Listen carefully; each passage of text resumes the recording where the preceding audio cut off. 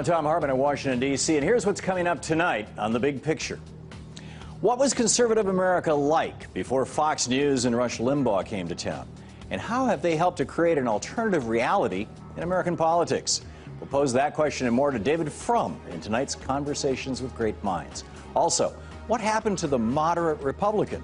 And isn't it time we took the bold action necessary to get Americans back to work? Those questions and more in tonight's Big Picture Rumble. And in tonight's Daily Take, by 2050 or sooner, whites will no longer be the majority in America. So isn't it time lawmakers in Washington and the states accepted this reality and began building an economy and government that works for all Americans, regardless of their race?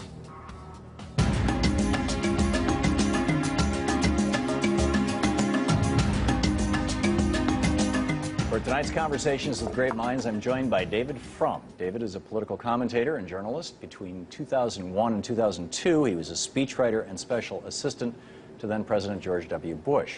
Over the last few years, David has been rather critical of today's Republican Party, as well as the role of conservative media in American politics. David is a contributing editor of both Newsweek and the Daily Beast, and also a contributor on CNN. He's the author of 7 books, including his newest, his first novel, Patriots. David joins me now in the studio. David, welcome. Thanks for your hospitality, Tom. Was it appropriate to introduce you as somebody who's been critical of the Republican Party? Yes, although I remain a conservative and a Republican, and I would like to see modernized republicanism, and my touchstone for that is a formula that has to be environmentally responsible, culturally modern, and economically inclusive.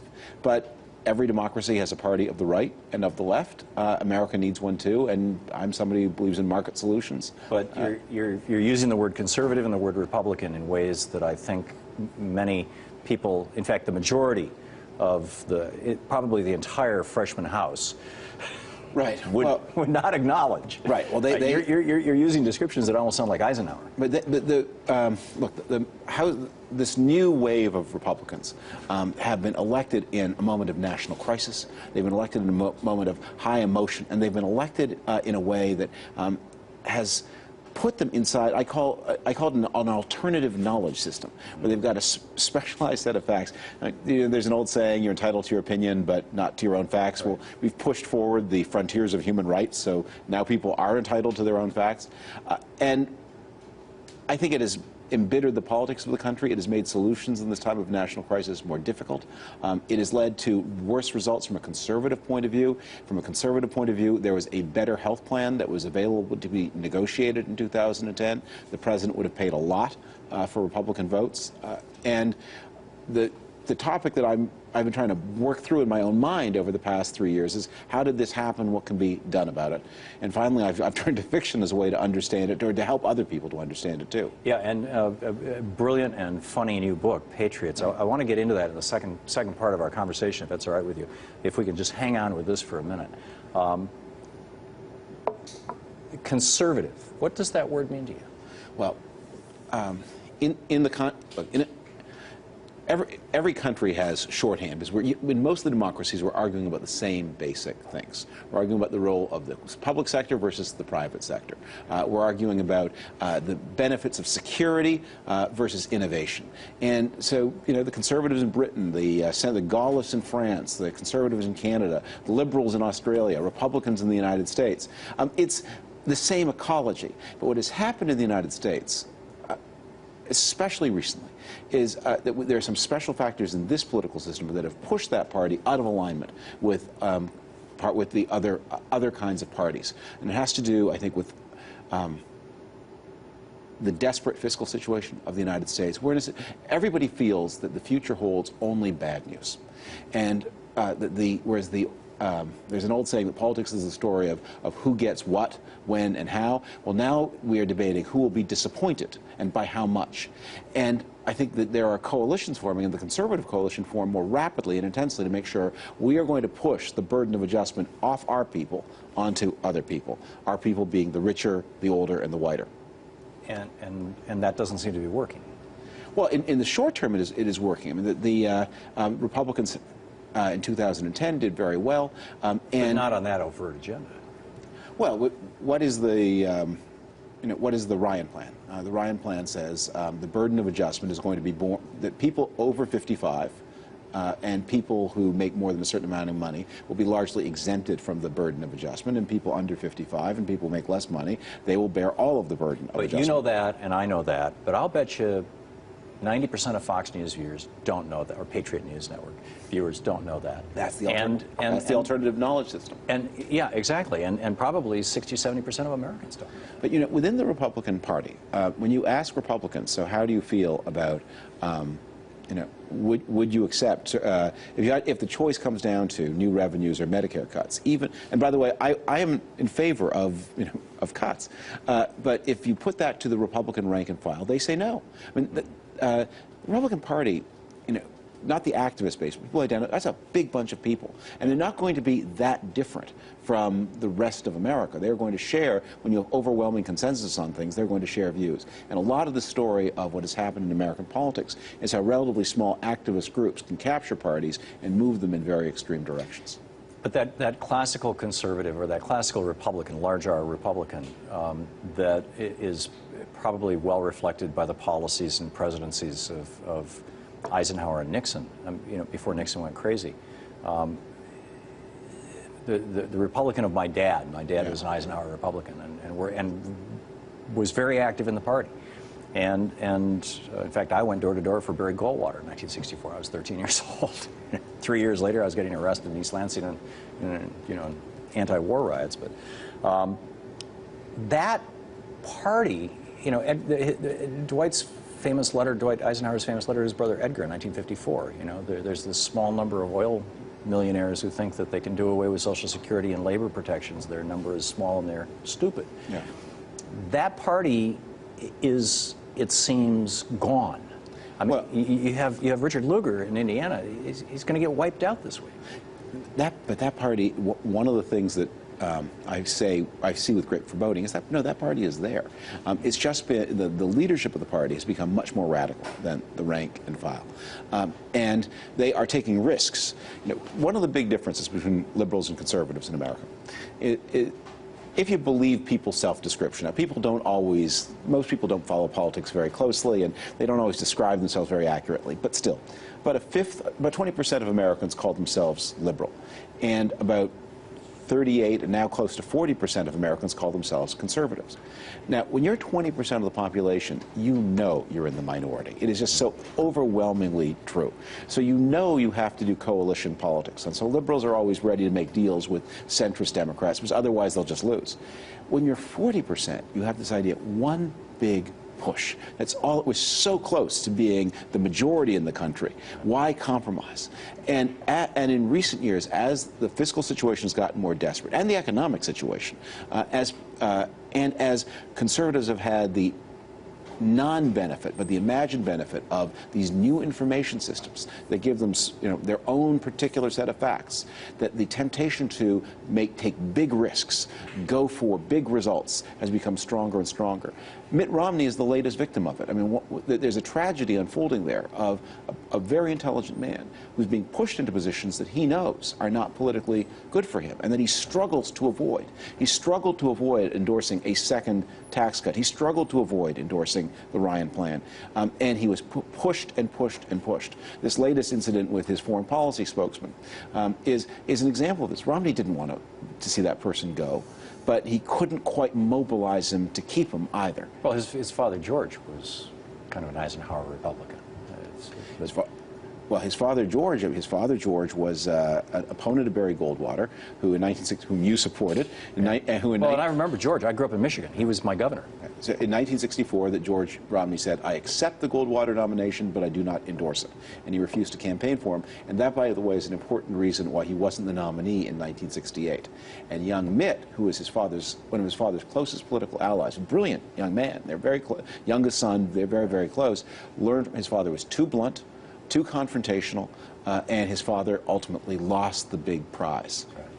To what extent has money corrupted the Republican Party and the conservative movement? It seems that values, this whole, the traditional value systems even, have been set aside in the pursuit of. But it's not.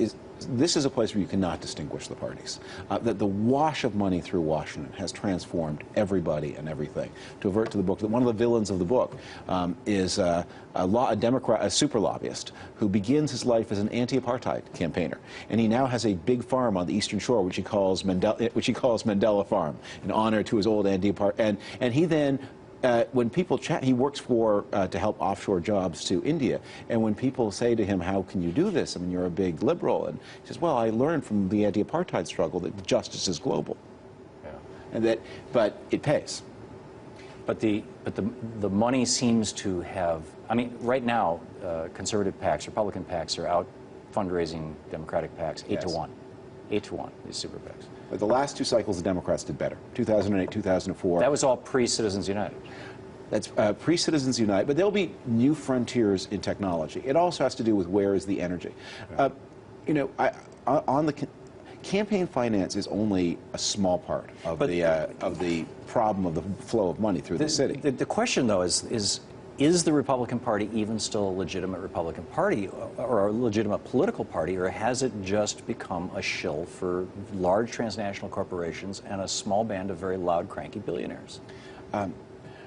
It also represents, and should represent again, the aspirations and hopes of lots of middle-class people. I mean, I speak to Republican clubs all the time. I will speak with Outfried or Republican clubs all across the country. I go to all these, and it's a party of people who own things, but often not very big things. It's the party of people who are married and have children. It's the party of sort of the leaders of small-scale communities, and those people right now they're not at their best because, look, we're living through an economic depression. And as we saw in the 1930s, as we saw in the 1890s, very hard times bring out the worst in people. They make them fearful, they make them angry, they make them believe that this catastrophe must have been planned by somebody, because nothing so terrible as this could be the result of simple mistake or the workings of economic forces there.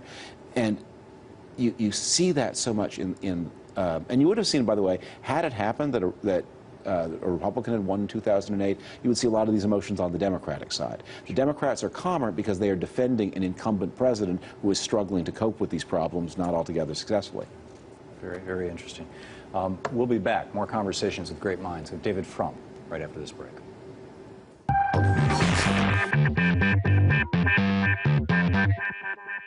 The decline of American power continues. Are things in our country so bad that it might actually be time for a revolution? And it turns out that a popular drink at Starbucks has a surprising ingredient: bugs.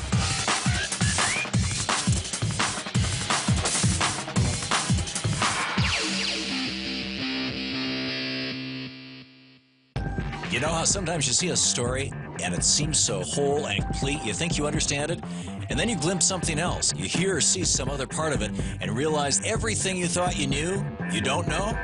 I'm Thom Hartmann. Welcome to The Big Picture.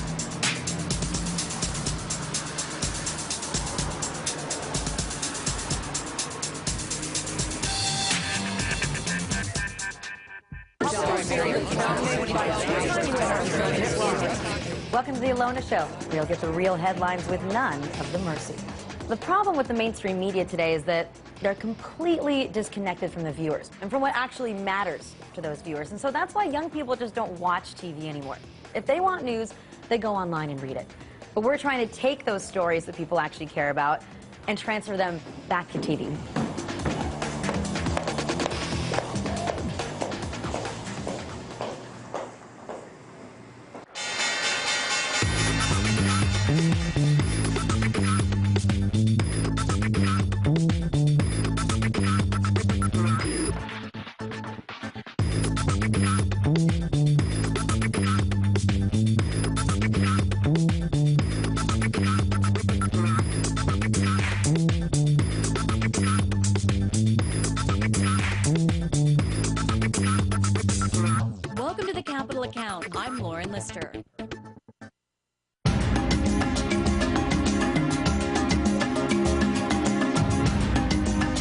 back to Conversations with Great Minds with David Frum, former speechwriter, special assistant to then President George W. Bush, and author of 7 books, including his newest and first novel, Patriots. Let's get back to it. David, in your book, you've got this cast of characters that is startlingly familiar. You've got a television network, Patriot News Network, with a bunch of foxy babes who are presenting the news and doing, the alternate universe that we were just talking about. Yeah. A presidential candidate who goes rogue, but in a good way. An unending war in Mexico.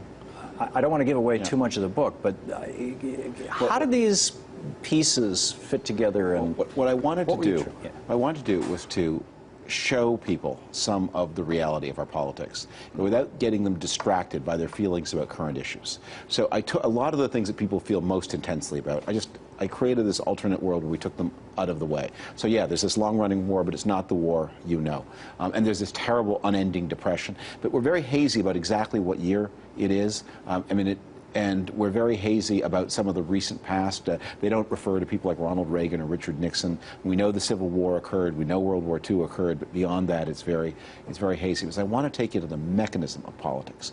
What has happened here is that the more conservative party, which are a different name, the Constitutionalists, they have, in desperation, because they knew they could not win the election anyway, turned to a war hero whom they count on to be putty in their hands. And this man is quite a cunning figure, has allowed them to think this. He sort of played dumb. And he's in a wheelchair, he's got terrible burns all over his body, and they make him they're persuaded by the masterminds in the party to make him their nominee. He becomes president, and he shows that he has ideas of his own. And then a mutiny begins to take form against him within his own party. The action here is all within that one party. The heroes and villains are within that one party. This mutiny takes form against him. And my narrator, who is a pretty aimless young man, and who mustard air. A mustard, and he represents a lot of what is wrong with the American upper class. He's self-indulgent. He thinks only about, at the beginning, very preoccupied with his sex life and his food life, and he's got some sadness in his past that he thinks gives him an excuse that he can't see what a crazily privileged person he is, and he doesn't believe he has responsibilities. And he is then sent to Washington because he's failed at everything else, and he then rises because of a series of accidents, and because, of course, of the instinct of people in the city to kiss up to money. If I may interrupt you, that description you just gave is the description that I would use to characterize George W. Bush, who you used to work for. I'm guessing that you wouldn't think of it that way, or? Well, Bush had this. I think you could describe Bush that way for the first 40 years of his life. And then he had this crisis with alcohol and religion that made him suddenly a very self-propelled person. To get to be president is a very difficult thing. You don't sort of bumble into it. And whatever his faults as president, I mean, this was a man of ambition and focus and self-discipline. And the way he overcame the alcohol is testament to that. And maybe my character here, I mean, we leave him, when we say goodbye to him, he's still only 28 years old. And maybe we see him beginning to grow into himself. But what he has done is he has had to confront, as we all have, the dysfunction of this political system. And he's also had to confront the kind of people who buy books. I mean, this is a minority, watching this show, reading this book, that qualifies you as somebody with, probably more financial resources than most, a little bit more scope to think about things, certainly more feeling than most people have that your voice deserves to be heard. And one of the things I've taken from this financial crisis, really had to think a lot about how most people don't think they've got a right to be heard. They feel that it's correct that they are acted upon, that it's correct that things happen to them. But there are a small number of people who think it's not correct. I have a voice, or I should have one. And if I don't, society's gone amiss. And Walter begins to wake up to some of those things. Your protagonist. Yes, my protagonist. And through a series of pretty ludicrous adventures. I mean, the book is a comedy. And a lot of the things that happen to him I want people to laugh, because this situation is grim. And if it isn't funny, I'm not going to hold you.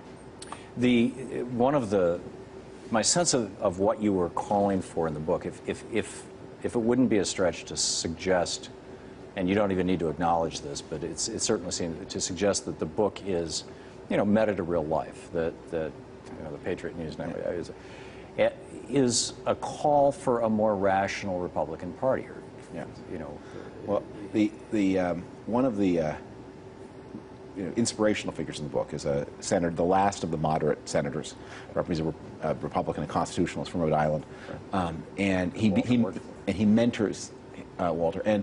But you see also the system, you can't be too much better than the system. We see him tucking the envelopes of the campaign contributions into his chest pocket. He raises this huge fund that he holds his seat largely because the governor of his state is an egomaniac who so hates everybody in his own party that he would rather see that this guy keep the seat than ever support any of the nationalists, which are the party that the Democrats who might challenge him, and that. You see how much of the life of Washington is driven by petty ego, and you see flattery and how that's done. You see, and you see the all-pervasive effect of money and self-indulgence.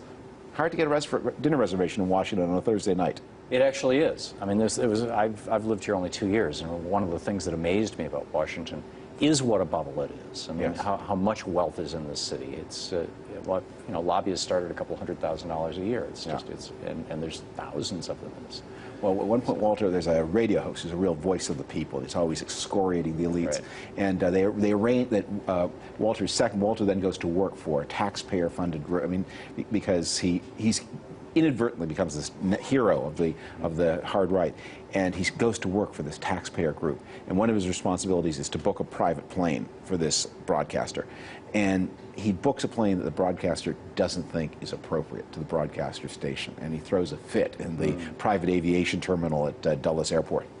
And that's a real place. I mean, you can go there and you see. It's an instructive thing. It's an instructive thing to spend an afternoon in the private aviation terminal at Dulles Airport. Yeah. Well, I've actually, I've seen a TV host do that about a hotel room. I mean, yeah. It's not all that unusual, actually. So, from the meta to the real, I mean, what was the Republican Party like before Fox News? Yes. And before Rush Limbaugh? Pre-87, pre-90, Fox News started in 95 or thereabouts or something. Before the advent of Fox News, Republicans had to speak the same language as everybody else. When we had a common media culture, with all of its biases and prejudices, and Republicans had complaints about how they were treated and the unfairness of media culture, and it's true, but it forced everybody to speak with certain common frames of reference, and if you said that the incentives for being a wild person, there were even in the 50s and 60s, there were livings to be made on the political margin. I mean, there's a book called None Dare Call It Treason. You'll remember these John things. Stormer. Right, from your vote. Okay. They would sell millions of copies. It did, yeah. But if you watch the CBS Evening News, you would never know that it existed. Well, that was the John Birch Society. I mean, that's in fact that's where I got a copy of it. Was at a JBS meeting. But in the Phil Schlafly's book, these things would be out there, they would circulate, but there was a kind of formal culture, and people spoke in a certain way, and they participated in a certain way, and certain subjects were discussed, and Republicans had to learn to play in that way. So you could not play in politics and say any effort to move money to people who are unemployed was socialism, right. Because then the people at the CBS Evening News would treat you like a wild man, and you'd be in trouble. And so, right. If ever Dirksen had called Jack Kennedy a socialist, right. he would not have been invited back on Face the Nation, even right. Ever Dirksen. And the political system, the political system of the time, the media system reinforced a political system that forced cooperation. And one of the things that has really changed is that people always say it's worse than it used to be, and if you say it long enough, people think, well, it can't always be true that it was worse than it used to be. But if you're in a long, slow decline, it can be. And you have a political system in the United States that is functioning worse and worse than it used to. One of my favorite quotes about politics is a line of Tip O'Neill's, who was interviewed when he left office, and he'd served since the early 50s, more than 30 years. And he was asked, how Congress changed in his time. And he said, the people are better, the results are worse. Are we in a long, slow decline right now? The political institutions of the country are in a long, slow decline. So what, I mean, we've seen these cycles. We saw the eruption of the New Deal. We saw the eruption of Reconstruction after the Civil War. Yeah. We saw, you know, the change of the Revolutionary War. It seems like every 80 years there's a major crisis and change. But what will bring about the next change? What's going to reform this? It's the same. It's the same thing that always reforms. In the 1850s, in the 1910s, in more modern times, it is the coming together of popular protest with a responsible elite that comes up with reforms both to satisfy the popular movement, but also because it doesn't want the popular movement to get out of control. But isn't there a third piece, which is a certain threshold of pain that has to be hit? And could it be that we're not there yet? It's pretty damn painful. It is, but it's nothing like it was in the 30s. Well, yeah. Well, no, I'm saying you look at those, you know, the crash of 1768, the crash of 1857, the crash of 1929. Yeah. You know, they all brought about massive change. We had this crash in 2008 that easily could have been 1929. What has happened when we've had positive changes in this society, and this is really the great theme of the book, that what we see is we see in the book a popular protest movement that is directionless, destructive, and manipulated by powerful forces. And we see the utter absence of the responsible elite to say, the job of political elites is to compete to offer solutions to public problems. And where they go wrong is when they compete to exploit them. And with worthless Walter, that at the end of the book, he has this instinct that if politics is to go anywhere, he has to become a different kind of elite person than he has been through his whole life, and that anybody around him is. He has to, and that, as he says at the end, that he has to decide, I'm going to try to make things just a little bit better over the course of my political career. That's marvelous. Well, let's hope that we can all make things a little bit better. David Frum, great speaking with you. Thank you for joining us tonight. To see this or other Conversations with Great Minds, go to our website at conversationswithgreatminds.com. Coming up after the break, Indiana Senator Dick Lugar will likely lose to his Tea Party challenger in Indiana's Republican primary Tuesday. As a Republican who supported the auto bailout and President Obama's Supreme Court nominees, does his likely departure from Congress signal the death of the moderate Republican? That and more in tonight's Big Picture Rumble.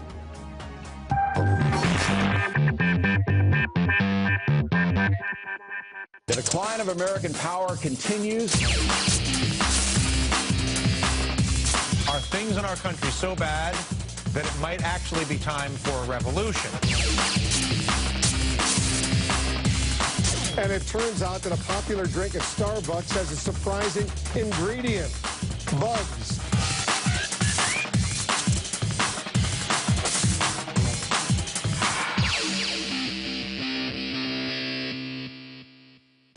You know how sometimes you see a story and it seems so whole and complete, you think you understand it, and then you glimpse something else. You hear or see some other part of it and realize everything you thought you knew, you don't know?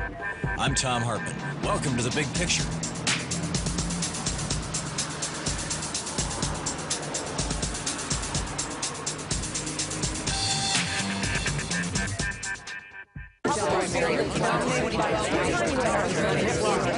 Welcome to the Alona Show, where you'll get the real headlines with none of the mercy. The problem with the mainstream media today is that they're completely disconnected from the viewers and from what actually matters to those viewers. And so that's why young people just don't watch TV anymore. If they want news, they go online and read it. But we're trying to take those stories that people actually care about and transfer them back to TV.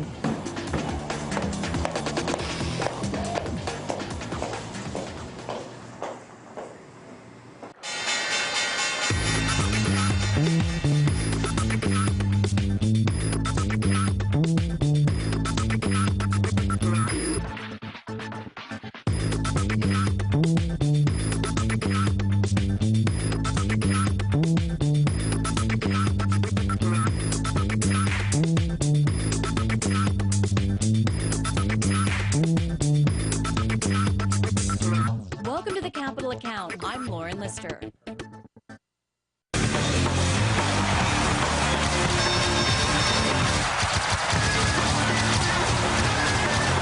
It's Friday. Are you ready to rumble? Joining me for tonight's Big Picture Rumble are Dan Holler, Communications Director at Heritage Action for America, Rania Kalik, thank you, journalist and regular contributor to Alternet, and Nicholas Balassi, senior video reporter at the Daily Caller. Thank you all for joining me tonight. Let's start out with these job numbers. The unemployment rate dropped by 0.1% today, 8.1%, 26 consecutive months of private job creation. In fact, all on President Obama's watch. And in fact, the private jobs, we've got a chart someplace here. There we go. This is up on the screen. This is the cumulative change in the private sector and the public sector. And what you can see is that the private sector jobs are back to where they were when Obama came into office. Public sector jobs are dropping, though, because mostly Republican governors are laying off people all over the country. Thoughts on this? It seems, this seems like a success story, but not quite enough. I think we have to look at what's happening on the labor market. And one of the big things that we've heard all day long is that, you know what, people are dropping out of the labor market, and that's why we see the unemployment rate going down. And there's a lot of truth to that. If as many people were in the labor market as when President Obama came into office, unemployment would be at 11.1%. So we might be making progress, but there's still a long way to go. But this is also 26 months of continuous job creation. Well, I think what this definitely shows is that the private sector cannot be counted on to lift us out of this unemployment crisis that we have on its own. This shows us that we need serious government investment and spending in job creation. I think that's what we should all be taking out of this. Yeah. Well, and Rania, how much do we need of that? I mean, a lot more than we've been putting in, and Obama had a stimulus a while back that worked, but it wasn't enough. A lot of economists said it wasn't enough. I'm talking about like Paul Krugman type economists. We need bigger stimuluses. We need more money and investment into job creation. And right now we have this Congress of Republicans that won't allow us to pass any of that kind of legislation. We just have this austerity obsession that hasn't gone away. And Nicholas, austerity in the UK is just devastating the UK. In fact, I think we've got we have a graph of this too. Let me just show you this. Let me get your take on it if we can pull it up. Here we go. This is the yellow line is the United States. We chose a stimulus path. Europe, actually the UK chose a cutting path, an austerity, the Republican path, and they're actually falling even behind the Eurozone, which is all in recession now. So, how can the Republicans continue to pursue this? Well, if you look what's happening in the United States, the question is, can we afford it? I mean, the debt is sure now... we can. We're a wealthy nation. But the debt is equal to the size of the entire economy. No, it's not. Right now. A, it's not there, and B, an awful lot of that debt is money we owe ourselves. You got $2.7 trillion in the Social Security Trust Fund. It's considered part of the debt, but it's not part of the debt. But are you saying the debt isn't important, though, right now? Yeah, absolutely, I'm saying that. When we got out of World War II, our debt to GDP ratio, right now it's between 80 and 90%, depending on how you calculate it, or between 60 and 80%, 60 and 70% if you take out public debt. So at the end of World War II, it was a genuine 127% of GDP. And how did Dwight Eisenhower, the Republican president, get us out of that debt? He borrowed even more money and built infrastructure, built a national highway system, built schools, built hospitals, put America back to work. Well, the president's team of economic advisors and the president himself said 8%. Unemployment is not going to... That's what he said initially, and it didn't happen. So, I mean, how much more investment? I mean, there's been studies to show that for every increase... every dollar the government increases spending by, private sector investment, the economy falls by 50%. So we have to sort of debunk this multiplier effect. If the government is going to spend money, it's going to come out of the pockets of somebody, and borrowing is going to have a downward effect. So there's not a multiplier effect that we're led to believe money with. on job creation, though, you have more people to tax, and you get more revenue out of that. I don't know what study you're citing, but it's pretty much common knowledge that when government invests in job creation, you get more out of it. You have people back to work. You get money from consumers. Consumers are where job creation lies, us, not, we're the job creators. And we need government to invest in that. And I would also add that with Obama, I mean, this doesn't, I don't think this reflects well on Obama, and I'm not arguing that Obama's done a brilliant job. I don't think he's invested enough. Yeah. Well, I would agree with that, but he's been restrained in doing so. Citizens United, it looks like we're in store for the most negative political campaign season in history. A new study by the Wesleyan Media Project, very nonpartisan organization, shows that this election season so far has been the most negative in history. 70% of political ads so far have been negative. Outside interest groups have increased their advertising activity by 1,100% since 2008. 86% of those ads are negative. The candidates themselves, they've gone from 8% negative in the last campaign to so far 52% this time around. So, you know, is this good for our democracy, driving campaigns with negative ads? Dan? One thing real quick, I think we have to be very clear that President Obama was not constrained at all back in 2009 when the Democrats controlled all of Washington, so we have to put that to rest. On the campaign thing, I think what does that mean? Back to the first point, we were talking about President Obama being constrained and not being able to implement his goals. That wasn't the case in 2009. Oh, absolutely it was. No, it absolutely was not. Democrats controlled Congress. He had to put a third of that stimulus had to be tax cuts just to satisfy the conservative Dems and the Republicans. No Republicans vote for it, and I would argue that there's no such thing as a conservative Democrat. Lieberman isn't even a Democrat. I would say most Democrats that we have right now are very much conservative, and they pushed farther to the right. I would argue that Obama himself is not, you know, he's kind of a center-right person. I would argue that he's not really the Democrat that you probably see him as. I don't think you can call somebody a conservative when they view the fundamental role of government as having a larger and larger impact in everybody's daily lives. Conservatives seem to view the government as having a larger and larger impact when it comes to war making, or when it comes to imposing on people's First Amendment rights in terms of political protest, or when it comes to a number of things. I mean, look at Bush, for example. I mean, he increased the size of government tremendously. He did. It's spending from 2000. Or Rick Scott, you know, what people are smoking, right? What people are doing in their bedrooms all over the, you know, it's... Well, back to the spending. I mean, the stimulus was supposed to cost $787 billion, and now it's estimated to have cost over $830 billion. I think that's a pretty large package. No, it's not. And I think that's pretty big. $2.7 trillion. I think that's much George too Bush large. blew a $2.5 trillion hole It's not hard inside to just of our keep economy. spending money, but actually finding real solutions to the real problems takes a lot more effort. Federal revenues in 2007 were at an all-time high. From the time President Bush took office. In inflation, in inflated dollars, not in real dollars. Right now, we have revenues and spending that are at 60-year lows. Well, what I'm talking about is in 2007, federal revenues were at an all-time high. They'd increased by 20+ percentage points under President Bush. Spending at that same time increased by 60 percentage points. So if you want to talk about spending as an economic stimulus, we saw it under President Bush, who everybody says widely failed when it came to the economy. But when it comes to government spending, you do get more revenue and you do get more job creation. It's just a matter of where those jobs occurred. Well, I mean, there's a huge point here that Rania just made perfectly, which is if you build things and drop them on other countries and have them blow up, they're not going to produce wealth for you for years and years and years. Where if you do like Eisenhower did and you build highways that last 75 years and facilitate commerce, that's an investment. But something that nobody talks about enough is you give stimulus money to hire teachers, for example, hire firefighters, public safety workers. But what happens when that money runs away, if it goes away, if Congress isn't going to appropriate that same amount of money every single fiscal year? That's the problem if you're stuck with a bunch of conservative Republicans who are trying to bring down the economy for political purposes. Yeah, but you can't spend $787 billion every single year on stimulus. Well, I mean, that's impossible. Back, though. You'll be getting revenue back out of that. You'll have more consumers. You'll have more people to tax.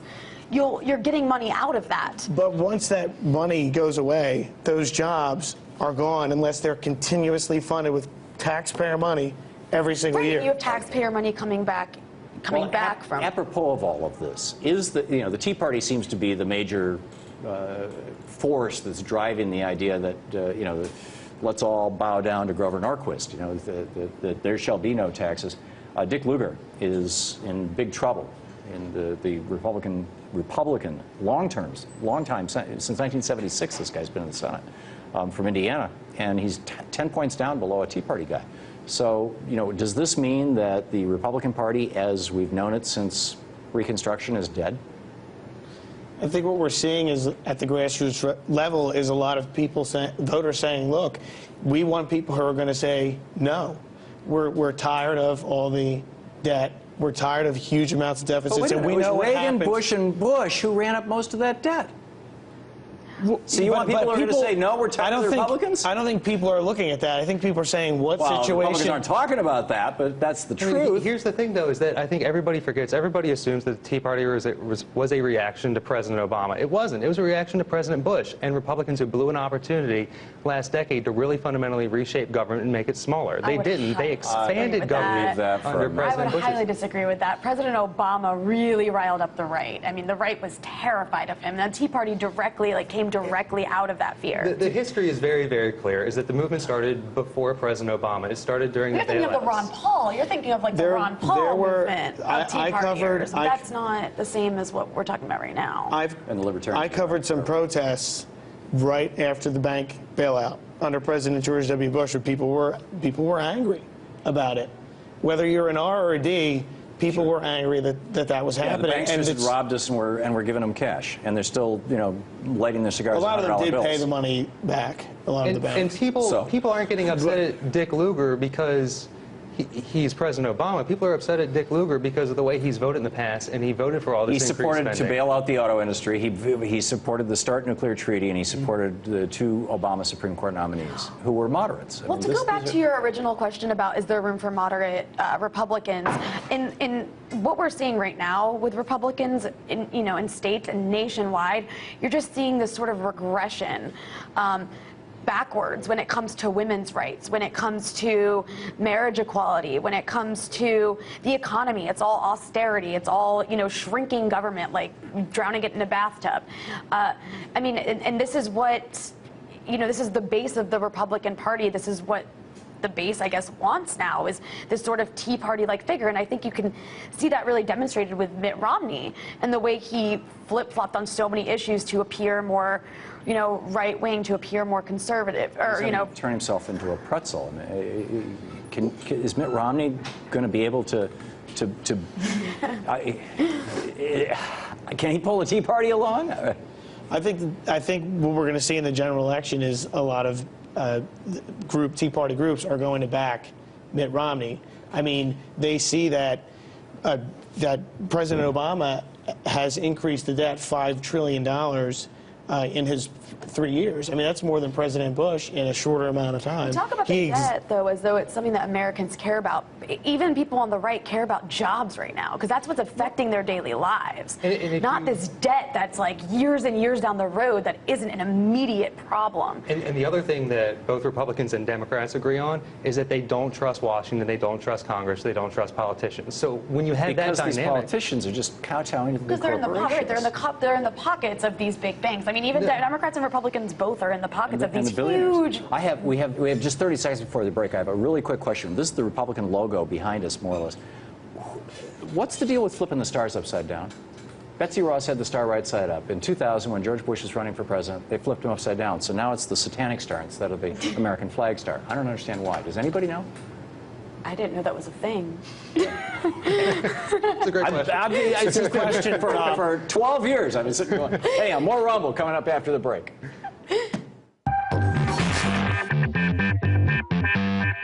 The decline of American power continues. Are things in our country so bad that it might actually be time for a revolution? And it turns out that a popular drink at Starbucks has a surprising ingredient: bugs.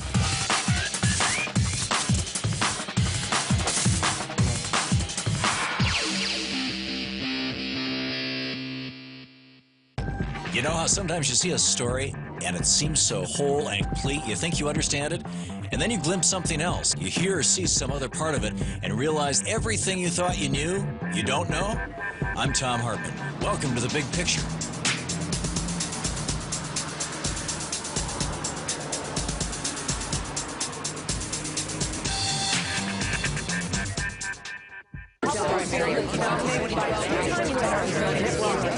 Welcome to the Alona Show. We'll get the real headlines with none of the mercy. The problem with the mainstream media today is that they're completely disconnected from the viewers and from what actually matters to those viewers. And so that's why young people just don't watch TV anymore. If they want news, they go online and read it. But we're trying to take those stories that people actually care about and transfer them back to TV.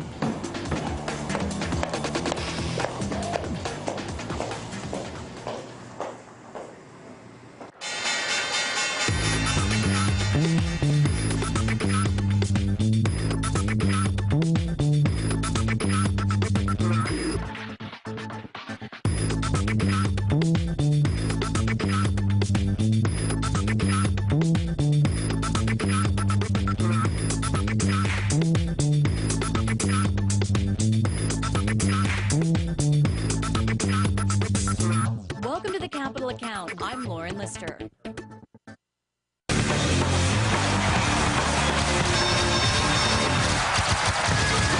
Welcome back to tonight's Big Picture Rumble. Joining me tonight are Dan Holler, Communications Director at Heritage Action for America, Rania Khalek, journalist and regular contributor to AlterNet, and Nicholas Balassi, senior video reporter at the Daily Caller.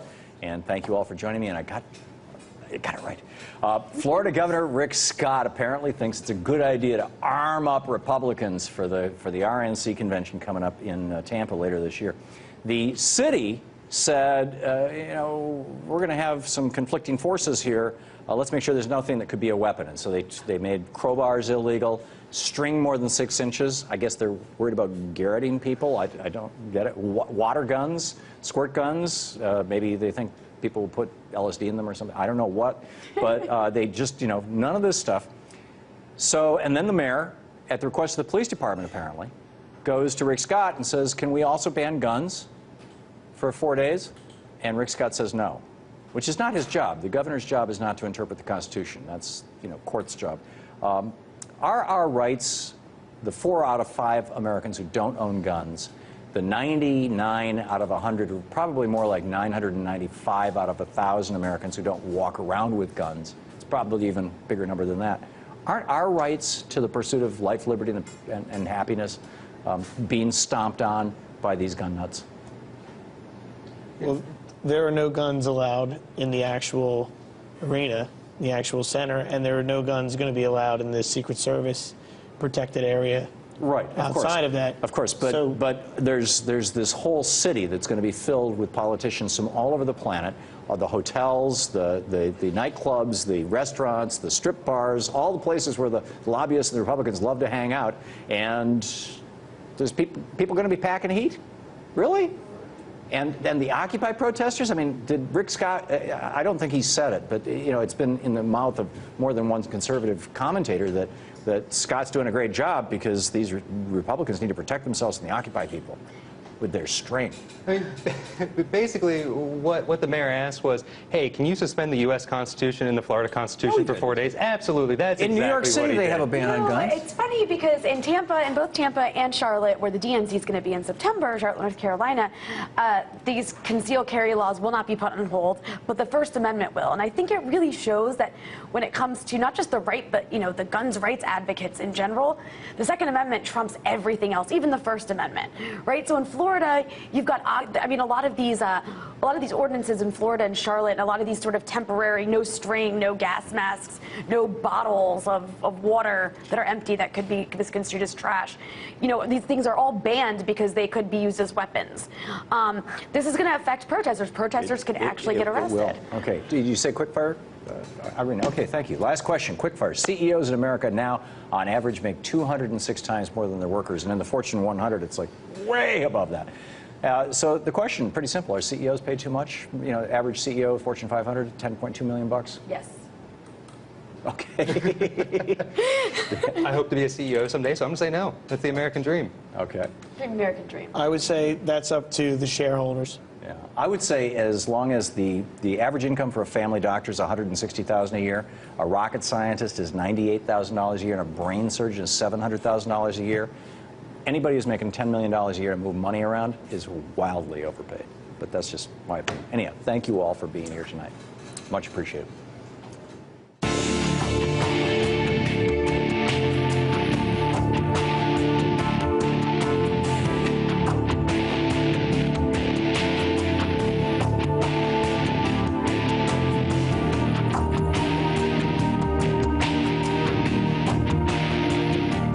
Back in 1930, the all-white school board of Lemon Grove, California, decided they didn't want children of Mexican descent sitting next to their white children in class. So the school board built a separate school and then turned away the Mexican-American students from their original school and directed them to their new school, which was basically a big barn house.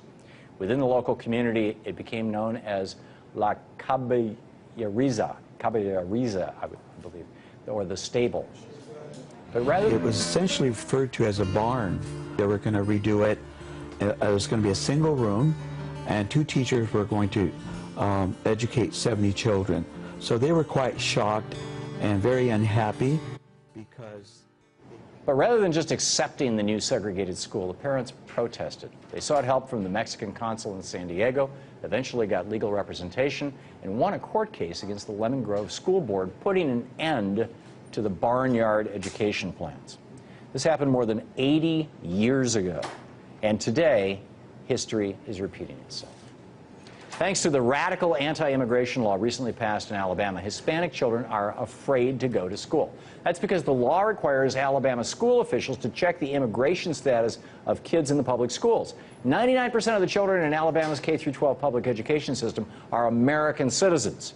But those who don't look like citizens, at least by the opinion of these people in the state, mainly because their skin isn't white, are subject to prying questions and unnecessary paperwork to prove their citizenship.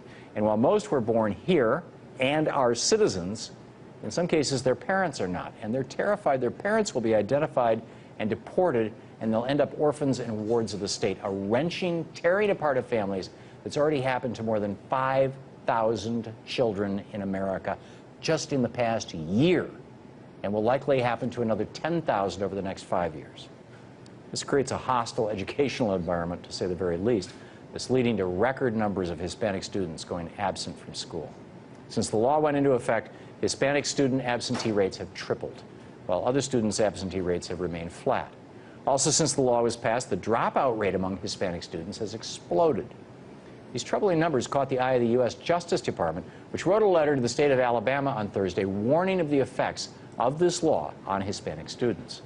The letter read, "The law has diminished access to and quality of education for many of Alabama's Hispanic children, resulting in missed school days, chilled or prevented the participation of parents in their children's education, and transformed the climates of some schools into less safe and welcoming spaces for Hispanic children." The Justice Department went on to say that this law could have lasting effects on Hispanics in Alabama, since if they're denied the education they need as a child, they'll have a difficult time finding a good job as an adult. Of course, that might have been the point altogether. You see, there's always been a fear in white America that their grip on economic and political power is slipping. That's why minorities, up until a half-century ago, were always segregated in schools and denied good-paying jobs in our economy.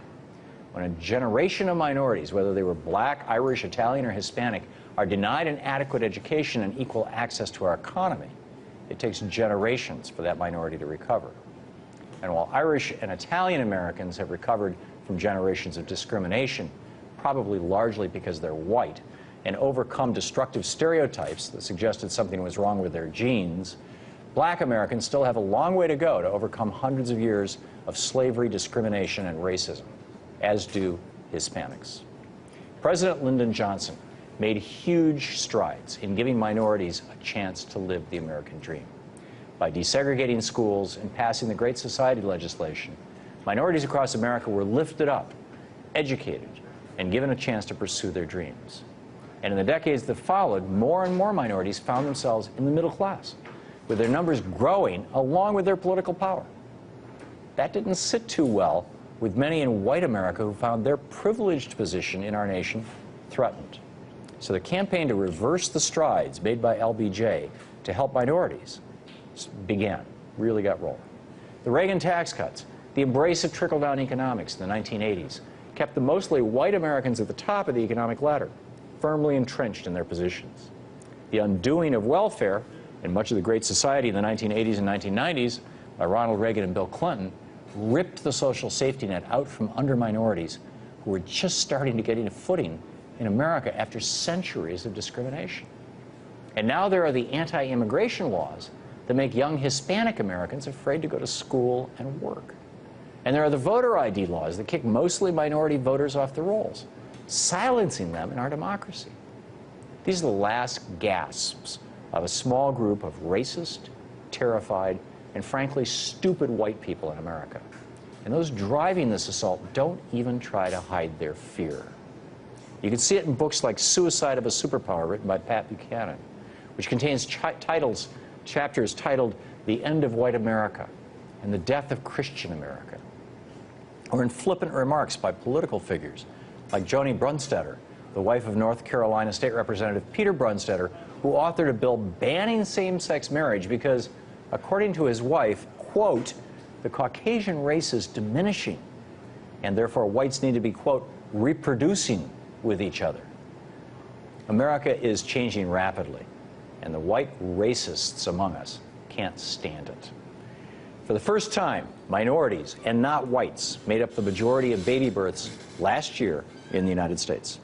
So by 2050 or sooner, whites will no longer be the majority in America. And luckily for Pat Buchanan, he'll likely be long gone by then. In fact, 12 states plus the District of Columbia already have white populations below 50% among children under 5 years old. Whether those in power like it or not, a segregated America where whites hold all the power is not the future of America. And here's something that'll make the white power elites even crazier. Muslim populations around the world are now growing at twice the rate of non-Muslim populations. So not only might white America be in danger in the future, but Christian America too in danger. And whites can either accept this truth, embrace it, and begin building an economy and government that is inclusive of all people, regardless of race and religion, or the racist whites can continue to stupidly flail against it. America didn't work when we had apartheid. In fact, it led to a brutal civil war.